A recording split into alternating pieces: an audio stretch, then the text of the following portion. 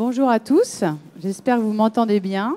Si ce n'est pas le cas, dites-le moi maintenant ou levez la main à tout moment pendant la présentation. Je ne manquerai pas de coller ma bouche au micro. Je vais me présenter d'abord en quelques mots. Donc, je suis Bérangère Glohagen. Je suis dans le marketing automation depuis presque 11 ans, parce que j'ai commencé à être utilisatrice Eloqua et ensuite Marketo, il y a de cela 12 ans. Et j'ai rejoint en tant que fan de la marque Marketo, la société, il y a 1 an et demi. Auparavant, j'ai utilisé, donc j'étais marketing automation specialist pour Google Cloud Platform pendant 2 ans, où je gérais tous les programmes de marketing automation pour Google Cloud Platform. Et avant cela, j'étais responsable de la demand generation, donc chez un éditeur de logiciel qui s'appelle Infovista. Et c'est là que j'ai implémenté la première solution de marketing automation, d'abord Eloqua et ensuite Marketo. Donc c'est un sujet que j'affectionne, je suis une fan de cette technologie et c'est avec plaisir aujourd'hui que je vais vous en parler.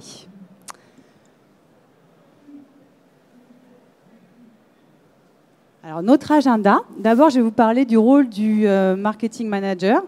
Tel qu'il est aujourd'hui. Vous le verrez, il a bien changé par rapport à l'avant digital. Et ensuite, on rentrera dans le vif du sujet.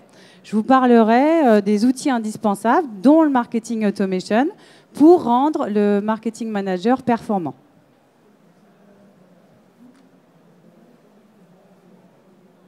C'est vrai que c'est difficile de jongler entre la télécommande et le micro. Alors, je vous ai mis un petit peu de contexte. Je sais que la plupart des gens aiment bien avoir une petite vue contextuelle de quand est apparu le marketing automation et pourquoi il est apparu. En fait, il est apparu en même temps que les outils CRM. Donc, vous le voyez sur cette petite infographie. Les premiers acteurs ont d'abord été des acteurs du CRM, comme Salesforce. Eloqua a été le premier à lancer un outil de marketing automation. Suivi de près ensuite par Marketo. Il y a beaucoup de grands acteurs de l'informatique qui s'y sont essayés, comme IBM, Google. Ils ont été plus ou moins successful, on va dire. Le digital, on le sait, ça a rendu en fait le marketeur indépendant par rapport aux services informatiques. Je ne sais pas si vous vous souvenez, mais moi, quand j'ai commencé il y a 20 ans, j'étais toujours dépendant du service informatique. Je ne pouvais rien implémenter comme outil dans la société sans avoir à aller à m'accorder avec le service informatique. J'étais très dépendant d'eux. Le digital a permis aux marketeurs d'être tout à fait indépendants, autonomes, et de pouvoir lancer ses propres outils sans avoir besoin de l'informatique, notamment avec l'arrivée du cloud. Les marketeurs sont aussi aujourd'hui garants de l'expérience utilisateur et ils sont aussi garants de la donnée, donc de toute la donnée client, surtout avec l'arrivée de la RGPD. Et le marketing, aujourd'hui, est encore plus qu'avant le partenaire du business. On en parlera après, mais des outils comme le marketing automation permettent vraiment un alignement entre les équipes marketing et les équipes commerciales. Le marketing est plus vu comme une source de dépenses, mais il va être perçu comme une source de revenus, de valeur. On va pouvoir démontrer en fait sur chacune des campagnes qu'on va entreprendre le ROI de nos campagnes et combien de revenus on a pu apporter à la société. Donc ça change aussi complètement l'image des départements marketing qui étaient vus comme les services goodies, les services qui dépensent mais qui ne rapportent jamais rien à la société. Aujourd'hui, on va être capable de démontrer combien de revenus on a pu générer grâce à nos campagnes. Et ça, je pense que c'est un des avantages les plus importants. Alors, je vous ai mis aussi l'acquisition. Marketo était une société indépendante, donc qui a développé sa plateforme uniquement autour du marketing automation, donc très spécialisée dans ce domaine-là. Et on a été racheté il y a maintenant 7 mois par Adobe, que vous connaissez certainement. Donc, on a rejoint la grande famille Adobe. On vient compléter en fait l'offre B2B qu'avait déjà Adobe avec Adobe Campaign, son outil de marketing automation qui est plus B2C. Je ne suis pas là pour vous parler de la société, donc je situe juste le contexte et je passe aux outils et à ce qui va vous intéresser. Ça ne s'affiche pas bien. Bon, les consommateurs sont plus exigeants que jamais. Ça ne s'affiche pas bien, là, Hervé, sur mon truc. Bon, c'est pas grave. Hein? Tu peux me le mettre? Oui, mais c'est coupé. Ah, d'accord. Bon, c'est un écran en 3 dimensions. J'ai la slide d'avant, la slide du milieu, les 2 slides d'après. C'est super. Les consommateurs, du coup, ils sont plus exigeants que jamais. Là, je vous ai mis quelques résultats d'études. Il y en a seulement 79% qui vont considérer que les marques qui s'intéressent à eux. Ça, c'est très important. Aujourd'hui, on veut être reconnu par une marque, on veut que la marque sache si on est client, ce qu'on a acheté récemment. On ne veut pas, par exemple, être reciblé via Internet sur une pub sur un produit qu'on vient d'acheter. Moi, je cite toujours cet exemple, mais je continue à recevoir des emails de Pampers alors que ma dernière fille a 5 ans. Ça m'exaspère. Je continue à recevoir des pubs promotionnelles sur les nouvelles Mini alors que j'en ai acheté une il y a 5 ans. Donc bien connaître son client et le lui faire savoir, c'est très important. On a besoin d'avoir une expérience client qui est qualitative. Il y a 70% qui déclarent que les expériences clients sont basées sur l'impression qu'ont les clients d'être compris. Donc ça revient à l'expérience client. Le client a vraiment besoin d'être compris et de considéré. Et il y a 66%, ça c'est une étude Marketo qui date de fin 2017, qui attendent des marques des interactions qui sont personnalisées. Donc on veut que la marque nous connaisse, on veut que la marque sache ce que l'on a envie d'acheter, on veut que la marque connaisse notre historique de façon à ce qu'elle nous engage de manière intelligente.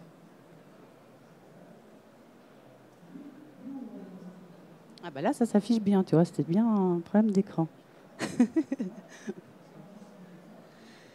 Mais le marketing manager a-t-il changé? En fait, pas vraiment. Vous le voyez ici sur ces chiffres. Il y a 85% des directeurs marketing qui sont incapables d'identifier une personne sur plusieurs devices, donc sur votre téléphone portable, ainsi que sur votre tablette, ainsi que sur votre PC. Ce qui est aussi exaspérant, vous faites un achat sur votre téléphone portable, vous ouvrez votre PC, vous allez être reciblé pour ce que vous venez d'acheter. Donc le croisement des données via les différents appareils que vous avez utilisés va être essentiel. Il faut qu'on puisse vous reconnaître sur n'importe quelle machine que vous allez utiliser. Il y a 24% des directeurs marketing qui exploitent l'activité en temps réel. C'est très peu. Ce pourquoi je suis passée au marketing automation il y a 12 ans, c'est parce que je suis allée sur le site d'une société.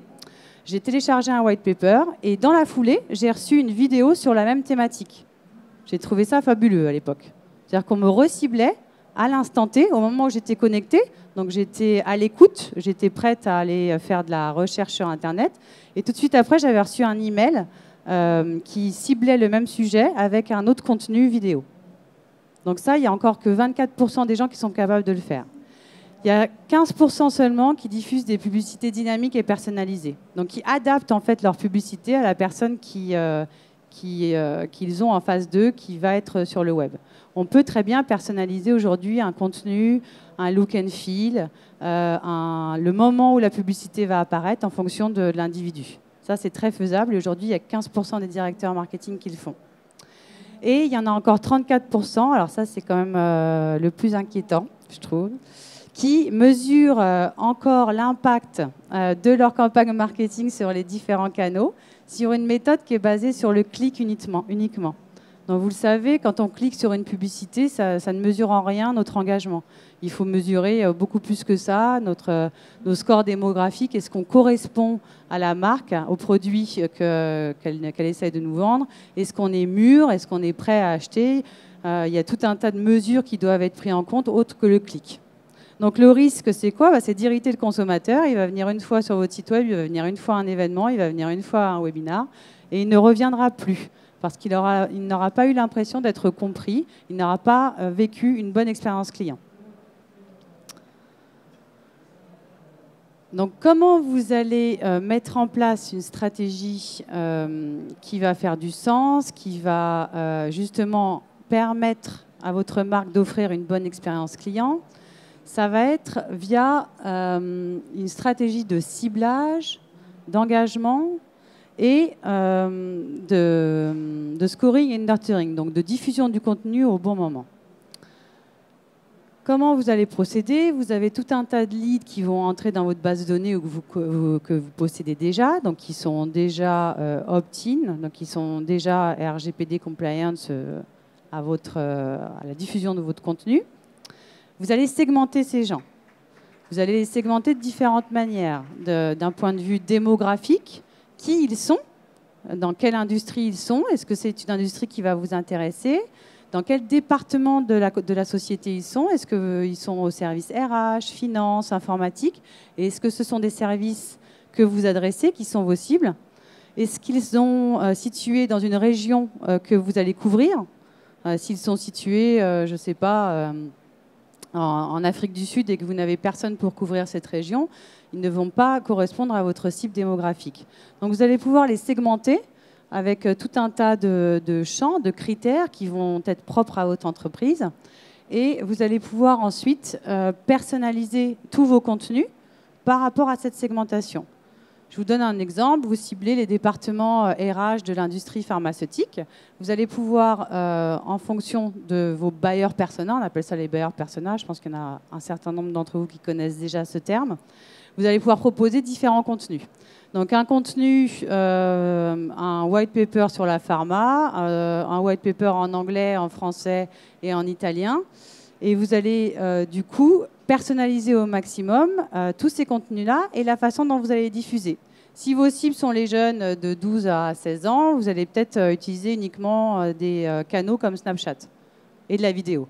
Si vous adressez à des directeurs financiers dans la pharma, vous allez peut-être plus axer la production de contenu sur des études, des white papers qui seront spécialisés dans cette industrie-là. Donc la personnalisation, elle va être liée à ces différentes segmentations et à vos buyers persona. Et ensuite, une fois que vous avez le bon contenu, la bonne cible, la bonne audience, qui est bien segmentée, vous allez commencer à leur pousser du contenu que vous allez pouvoir scorer, et vous allez mesurer comme ça leur taux d'engagement. Vous allez pouvoir mesurer leur taux d'engagement au fur et à mesure qu'ils avancent dans le cycle de vente, et vous allez pouvoir aussi mesurer si ces gens-là correspondent à vos buyers persona, si ce sont des gens qui sont dans votre cible.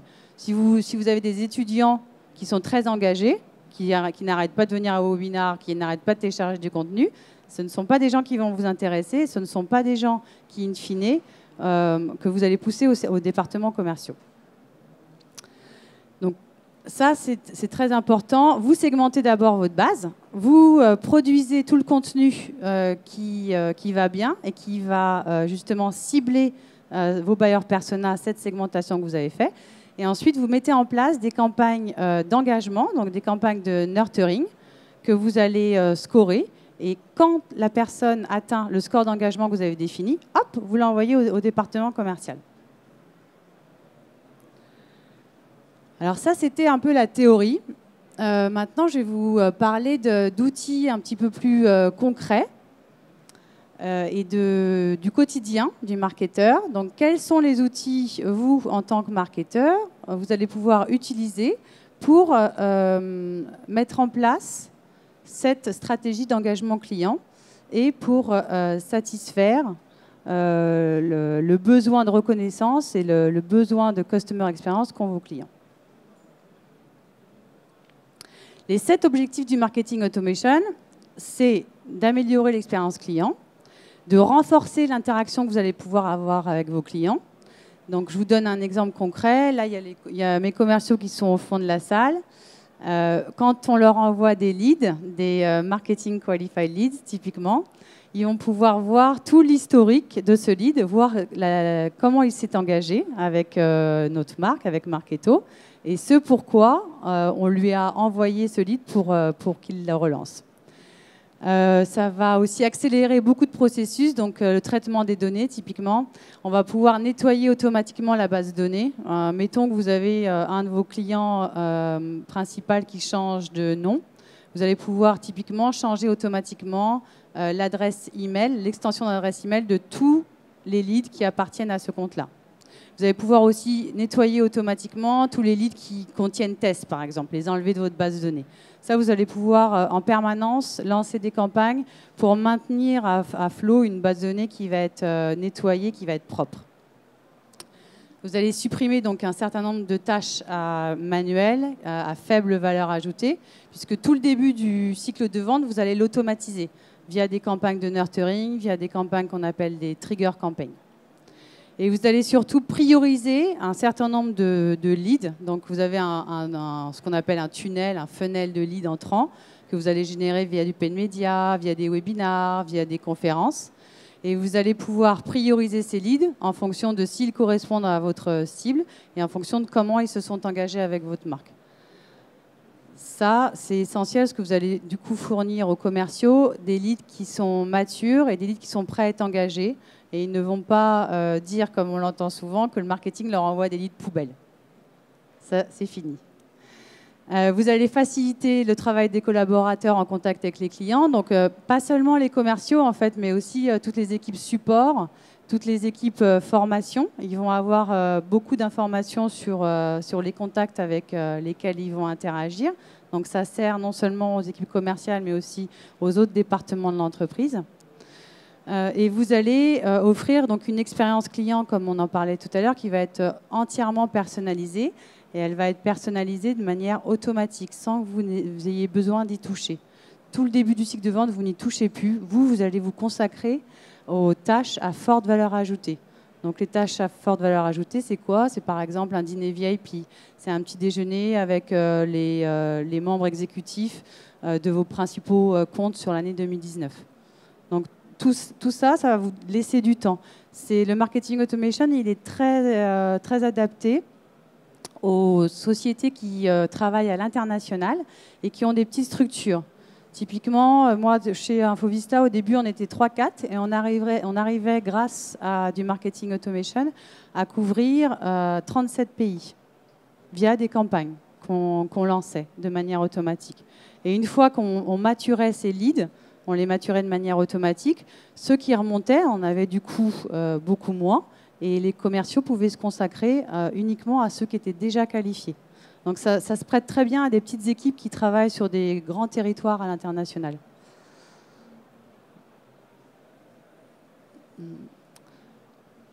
Vous allez aussi offrir une expérience personnalisée via tous vos canaux de communication. Donc via le web, typiquement, vous allez pouvoir personnaliser un certain nombre de choses, que ce soit sur le blog ou sur votre site web. Je vais vous donner un autre exemple, parce que j'adore parler par l'exemple. Vous pouvez personnaliser, je le faisais dans ma société d'avant, les événements que vous allez promouvoir sur la homepage, donc sur la page d'accueil de votre site web. Je vous donne un exemple. Vous avez des clients qui sont à Lyon et à Paris. Vous organisez un petit déjeuner la semaine prochaine à Lyon et un autre dans 3 semaines à Paris. Vous allez pouvoir identifier que la personne qui visite votre site est à Lyon ou à Paris et lui pousser le petit déjeuner qui va être dans sa ville. Même chose, vous allez pouvoir pousser un contenu qui va être dédié à la pharma à quelqu'un qui va être identifié comme venant de Sanofi. Donc tout le contenu, tout ce qu'on appelle les CTA, les call to action, et toutes les bannières que vous allez pouvoir utiliser sur votre site web ou sur votre blog, vous allez pouvoir les personnaliser en fonction de qui visite votre site. Et surtout, vous allez pouvoir le faire à l'instant T, de manière automatique, sans avoir besoin d'intervention humaine. Donc c'est ça qu'on voit ici, Recommended for You. En fonction de qui vous êtes, on va vous pousser du contenu qui est adapté, recommandé. Même chose sur les emails et les SMS personnalisés. Alors évidemment, en plus du bonjour Daniel, vous allez pouvoir personnaliser un certain nombre et le contenu, typiquement dans une campagne email, et le prochain événement qui va être poussé dans votre footer, dans votre bas d'email. Ça, vous pouvez le faire de manière, sur les SMS et sur les emails. J'ai un énorme temps de latence en fait entre les deux, mais c'est pas grave. On travaille avec plus de 600 partenaires. Comment? On travaille avec plus de 600 partenaires. Ça, c'est une grande force de la plateforme Marketo. Et typiquement, un de ces partenaires va vous permettre d'intégrer le comportement physique d'une personne à son comportement digital. Donc, comme je vous l'ai expliqué, vous mesurez tout ce qui se passe en ligne. La manière dont les gens réagissent à vos emails, la manière dont ils se comportent sur votre site web, votre blog, ça, vous le capturez, vous l'historisez et vous le scorez.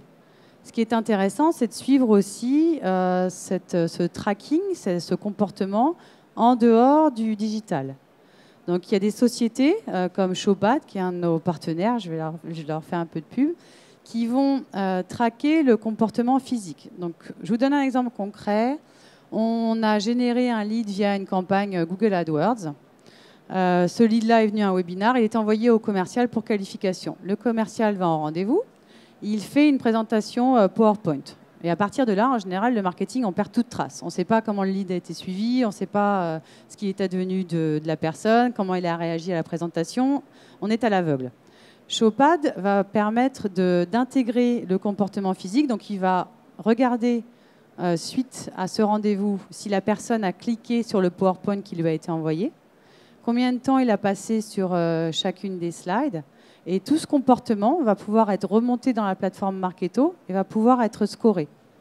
Donc, je vous donne un exemple. Le commercial a visité le RH d'une compagnie pharma. On va pouvoir ensuite traquer si la personne a ouvert la présentation PowerPoint qui lui a été envoyée suite au rendez-vous par le commercial. Et on va pouvoir voir qu'il a passé, je ne sais pas, 10 minutes sur les 2 slides qui concernent l'intelligence artificielle. Hop, on remonte cette information-là. Déjà, il a ouvert le PowerPoint, donc ça veut dire qu'il est engagé, que ça l'a intéressé. Et ensuite, on sait qu'il va être particulièrement intéressé par notre module intelligence artificielle. Et cette information-là, on va la coupler à l'information digitale. Donc ça nous donne ce qu'on appelle une visibilité sur l'empreinte physique, en plus de la visibilité sur l'empreinte digitale. Donc ça, c'est un des exemples de choses qu'on peut faire avec des partenaires. On va pouvoir aussi profiter des partenaires qui font de l'enrichissement de données. Donc souvent, quand vous lancez des campagnes, vous allez demander uniquement l'adresse email pour ne pas freiner l'engagement des gens. Si vous commencez à leur demander 12 critères, 12 champs obligatoires, vous allez les perdre. Donc souvent, ce qui se passe, surtout sur du paid media, LinkedIn, Google, Facebook, vous leur demandez que leur email. À partir de l'email, il y a des partenaires qui vont pouvoir reconstituer tout un tas d'informations de manière automatique. Donc, l'industrie de la personne, où est-ce qu'elle est située? Est-ce qu'elle est en France, à Paris, aux États-Unis, à Boston? Combien d'employés a cette société?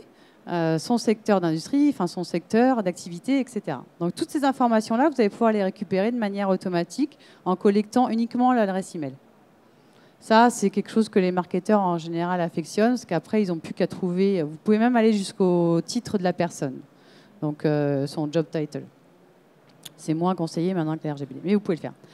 Et du coup, avec toutes ces informations-là, vous la segmentez, pareil, de manière automatique. Vous complétez du coup la donnée que vous avez collectée avec juste l'adresse email, et hop, avec toutes les informations d'enrichissement de données que vous allez récupérer, vous la segmentez de la meilleure manière qui soit pour lui pousser le bon contenu en fonction de son industrie, son nombre d'employés, sa localisation. Alors ça, c'est une de mes fonctions favorites. Avec des plateformes de marketing automation, vous allez pouvoir faire tout ce qui est retargeting sur l'omnichannel.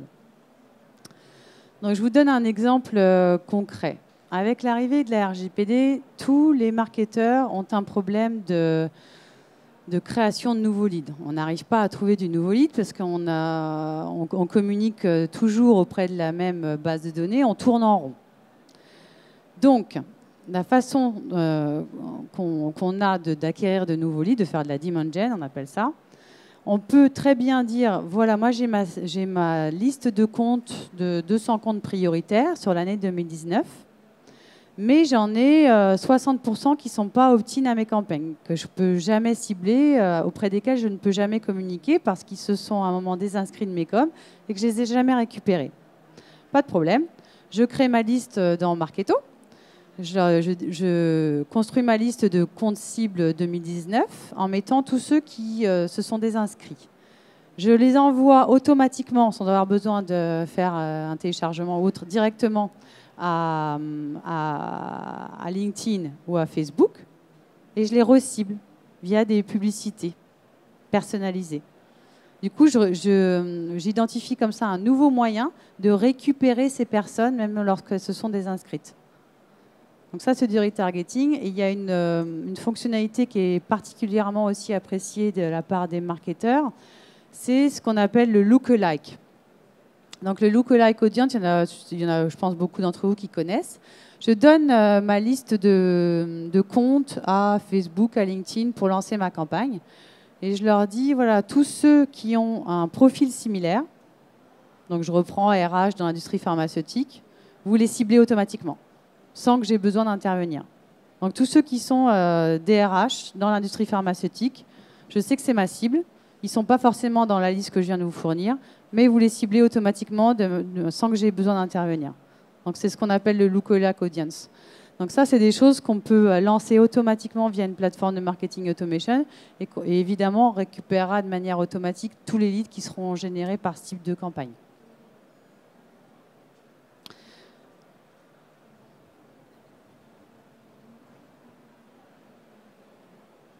J'ai 30 secondes de latence entre le lancement de la slide et l'apparition.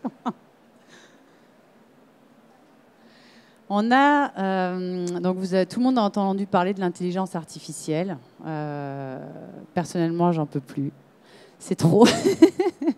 Ce que l'intelligence artificielle, c'est quoi? C'est des algorithmes qui sont lancés et qui sont utilisés pour mieux personnaliser, mieux cibler votre audience. En gros, c'est ça. On a un module chez Marketo et chez bien d'autres, beaucoup d'autres éditeurs qui va permettre de, sans connaître qui est derrière le visiteur, donc vous venez sur notre site web, mais je ne vous ai pas dans ma base de données. Je n'ai jamais pu collecter votre adresse email. Sans avoir besoin de vos coordonnées, je vais quand même pouvoir vous pousser du contenu qui va être lié à un module d'intelligence artificielle et qui, en fonction de tout un tas d'algorithmes et de données, notamment à l'adresse IP, va pouvoir vous proposer un contenu qui va vous correspondre, qui va correspondre à vos besoins du moment. Donc ça, c'est Content AI, c'est pousser le contenu au bon moment et à la bonne personne sans avoir besoin d'intervention humaine. Ça se fait par un module d'intelligence artificielle. Et je vous ai mis aussi un de mes outils favoris du moment qui s'appelle Bambora. Bambora, c'est un outil qui va vous permettre de savoir quelles sont les entreprises qui recherchent les mots-clés qui sont liés à vos solutions. Sans que ces entreprises ne soient forcément déjà présentes dans votre base de données. Donc, je vous donne un exemple. Je suis Orange. Je ne suis pas du tout dans votre base de données. Par contre, je suis dans votre cible prioritaire. Je fais une recherche sur du marketing automation, c'est ce que vous vendez. Automatiquement, je vais avoir une alerte qui remonte dans ma plateforme de marketing automation me disant « Attention, il y a des gens de chez Orange qui ont tapé sur Google les mots-clés marketing automation, plateforme d'engagement ». Donc, vous donnez à cet éditeur de logiciel qui s'appelle Bambora une vingtaine, une trentaine de mots-clés qui sont vos mots-clés prioritaires. Et à chaque fois que quelqu'un tape un de ces mots-clés sur Google, vous allez recevoir une alerte vous disant il y a cette société, donc on ne sait pas qui est derrière la société pour des raisons légales que vous connaissez, notamment RGPD, mais vous savez que des gens de cette société ont fait cette recherche récemment. Qu'est-ce que je fais, moi? Je suis marketeur ou commercial. Bah, tout de suite, j'ai les bonnes personnes, donc mes fameux directeurs RH dans ma base de données. Je vais directement prendre mon téléphone et voir ce qui se passe, les appeler, puisque je soupçonne qu'il y ait un projet de marketing automation et qu'il se passe quelque chose. Donc ça, c'est extrêmement puissant, notamment lorsque vous faites des campagnes d'outbound, donc de télémarketing. Au lieu d'attaquer dans le dur, comme on dit, des sociétés qui sont vos cibles prioritaires, en utilisant ces données-là, vous allez prioriser et vous allez justement faire du télémarketing en ayant cette connaissance, cette intelligence client derrière. En général, ça marche que quand vous avez que quelques cibles, surtout dans le B2B, Vous avez peut-être 4-5 buyers persona. Si vous avez ces 4-5 personnes dans votre base de données, vous en appelez un ou deux et vous voyez en effet qu'il y a un projet qui se prépare. Donc ça, c'est quelque chose dont nos télémarketeurs sont extrêmement friands et qu'ils utilisent énormément. Chez Marketo, Bambora a augmenté de 40% notre taux de transformation dans les campagnes d'outbound. Forcément, puisque vous appelez les gens non pas dans le dur, mais en sachant qu'il y a quelque chose qui se trame. Je suis encore obligée de regarder là, parce que je ne sais pas ce qui est... Voilà. Les plateformes d'engagement, ça améliore énormément l'alignement sales marketing. Alors, je reprends toujours cet exemple-là, mais quand j'ai commencé, on me disait « Ah, tu fais du marketing, tu vends quoi comme goodies ?» Je ne vends pas des goodies. Le département marketing ne se limite pas à la fourniture de goodies. Maintenant, les commerciaux commencent à le comprendre tout simplement parce que le marketing leur apporte de la valeur et des leads et du revenu. Les plateformes de marketing automation, ça permet comme je vous l'ai dit, de prioriser les leads et d'avoir une meilleure connaissance client et surtout d'engager ces clients-là au bon moment sans avoir l'impression de les harceler et sans être trop oppressant. Donc comment ça marche ? En fonction du score d'engagement de la personne et de son score démographique, vous définissez un seuil à partir duquel il va y avoir un déclencheur. Donc, je suis le fameux directeur RH de l'industrie pharmaceutique. Je corresponds 100% à votre cible. Je suis venue via une campagne de paid media, je viens à un webinar, je viens au salon e-marketing assister à une conférence. Il est peut-être temps de le rappeler. Il a atteint le score d'engagement. À partir de ce score d'engagement, il y a une alerte qui est créée, qui va être envoyée soit aux commerciaux, soit aux SDR. Et les commerciaux vont aller dans leur outil CRM et vont pouvoir voir tout ce qui s'est passé auparavant. Quelle page du site web il a visité, quelle page de votre blog, comment il est arrivé jusqu'à vous. Il peut même aller voir quels sont les mots-clés qu'il a tapés sur Google pour arriver sur votre site.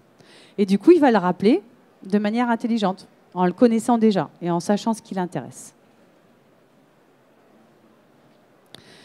Ça permet aussi de mettre en place des règles d'engagement avec vos équipes. Vous asseyez à la table des commerciaux et vous leur dites, voilà, on va déclencher un marketing qualified lead et donc une alerte à partir du moment où une personne aura rempli tel et tel critère.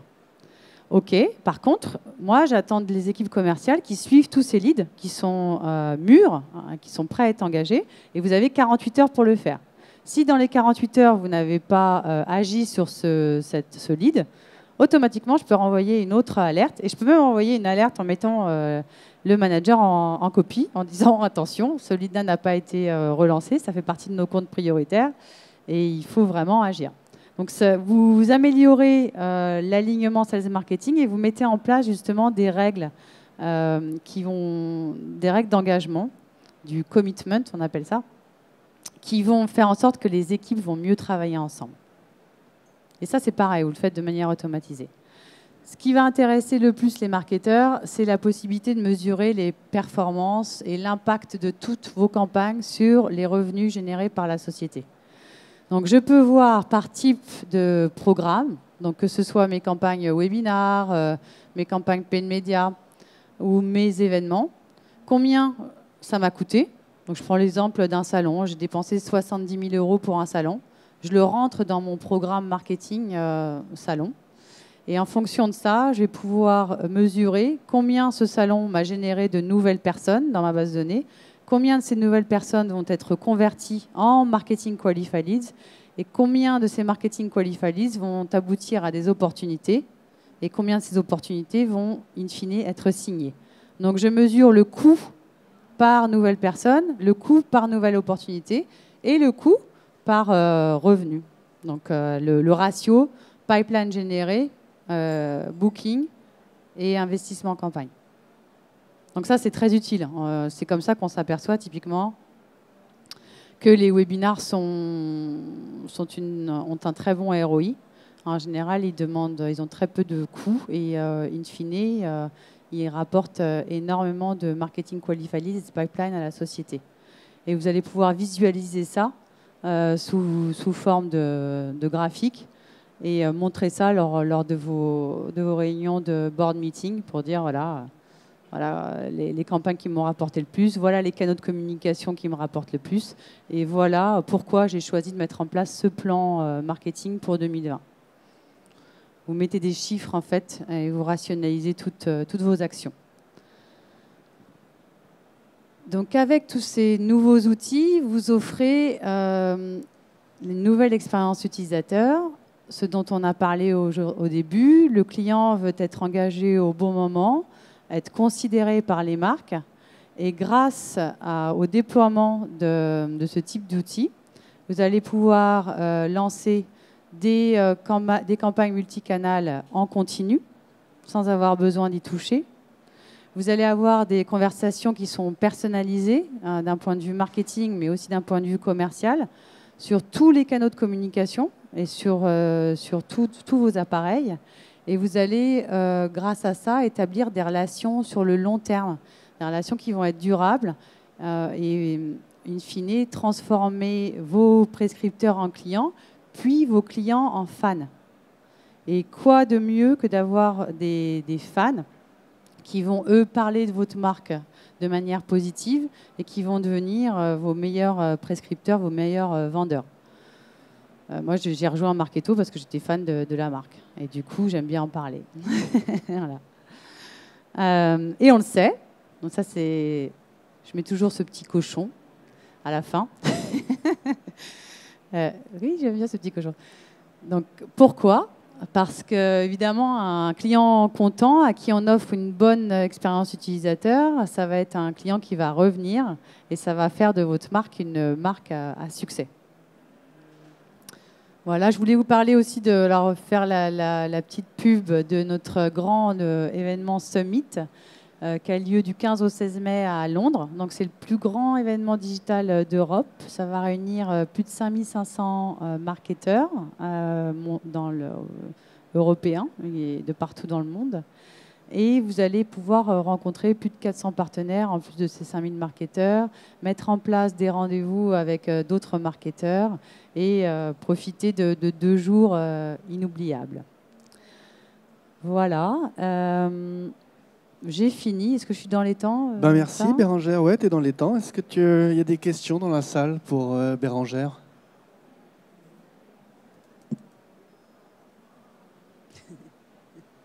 Toujours le moment de solitude. N'hésitez pas, hein, même sur les concurrents. Non, mais...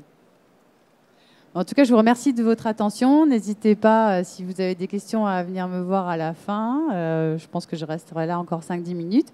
Et puis, merci de votre temps et de votre attention. À très bientôt.